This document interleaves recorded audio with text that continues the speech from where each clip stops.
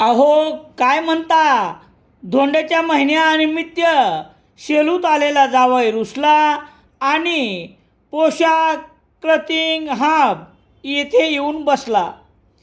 जावयाची देखील पहिली पसंत पोशाख क्लथिंग हब मोंढा सेलू. रामेश्वर गटकाळ यांची गटकाळ करिअर अकॅडमी स्पर्धा परीक्षा मार्गदर्शन केंद्र, सातोना रोड, सेलू. नवीन पोलीस भरती 18 मे 2026 पासून सुरू.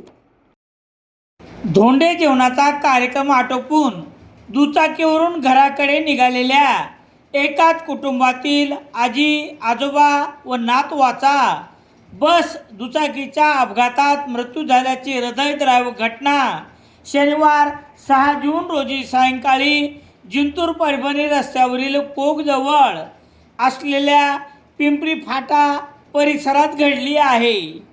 या दुर्घटनेमुळे शेवडी गावासह परिसरात हळहळ व्यक्त करण्यात येत आहे. याबाबत पोलिसांनी दिलेली माहिती याप्रमाणे.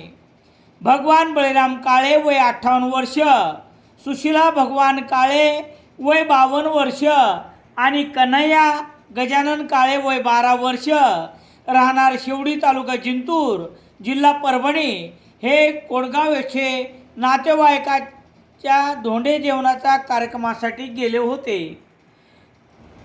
कार्यक्रमानंतर ते दुचाकीवरून शेवडीकडे जात असताना दुपारी 4:45 वाजण्याच्या सुमारास कोकजवळील पिंपरी फाट्यावर त्यांच्या दुचाकीला जिंतूरहून परभणीकडे जाणाऱ्या एस.टी. बसची जोरदार धडक बसली.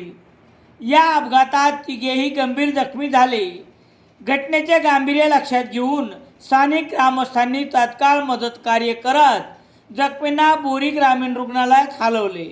मात्र तपासणीनंतर वैद्यकीय अधिकाऱ्यांनी या तिघांनाही मृत घोषित केले.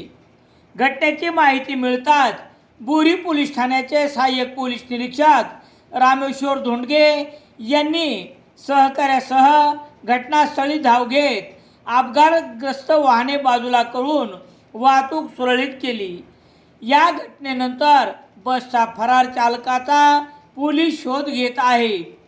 एकाच कुटुंबातील तिघांचा मृत्यू झाल्याने शेवडी गावावर शोककळा पसरली आहे.